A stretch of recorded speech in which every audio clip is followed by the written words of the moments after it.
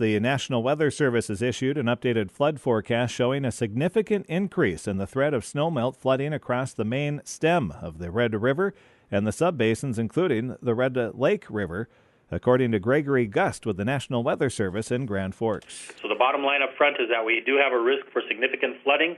It's increased substantially from January. Generally, that moderate and now pushing into the low end of major flooding is expected.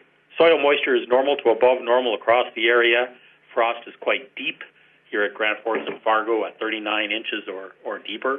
Snowpack and water content are above normal across most of the area. We are at the mercy of March. When we were looking at this in January, we didn't expect March to be colder and snowier. We didn't expect to see heavy above normal snowpack in February, but we certainly have gotten that. And now the updated Climate Prediction Center outlook says staying cool throughout March. So that could push the thaw later, which then puts us at that risk for a rapid thaw and or rain-enhanced runoff. Gust also explained that much of the area is now expected to see significant overland flooding like was seen in the northwestern portion of Polk County in 2018, and the ice jamming is expected along the Red Lake River. Precipitation started out above normal in October. We tried to settle it down a bit, but it's overall we're carrying about 1.46 above normal seasonal precipitation here in Grand Forks, and in Fargo about 1.25 inches, and all of those are going to be going up again here in the next few days. There will be ice jamming issues along the tributaries, especially the ones that are favored for that, whether it's up at Pembina River or over at the Red River coming into Crookston.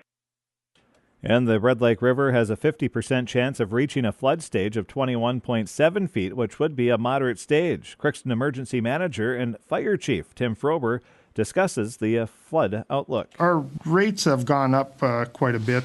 We have a 50% chance to get up to 21.7 feet this year, and that's not taking into account any ice dams or anything else that we have. At that 50% rate, at the 21.7 feet, Central Park will for sure be filled up with water. They have a 75% chance that we'll get up to 19.9 feet, which is still probably pretty significant, and I would say, with past history of ice dams, that we will flood Central Park. And Frober says the city doesn't need to worry too much thanks to the levee system. We don't have a whole lot to worry about at this time. Our levee system is protected up to the 31-foot mark, and so we have quite a bit of rise to go before we have to do anything major. But just to put that in perspective, though, Public Works starts getting to work on when the river hits 16 feet, they start shutting gates and start going on 24-hour shifts, and they shut down the storm sewer gates and start setting up pumps. And then at 20 feet, the main EOC is activated, which is in City Hall. And then the ward command posts start getting together, and they'll keep an eye on the levees, making sure that there's no issues there. If we get out anywhere around that 29 feet, that's when the city staff, council, mayor, and all people involved will get together and talk about evacuations or anything, but I don't see us getting there unless we get very significant snowfall in March or if it's teamed up with a bunch of rain.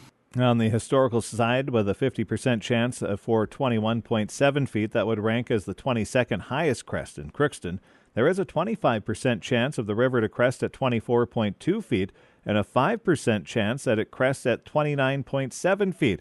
The 24.2-foot mark would rank as the 12th highest crest.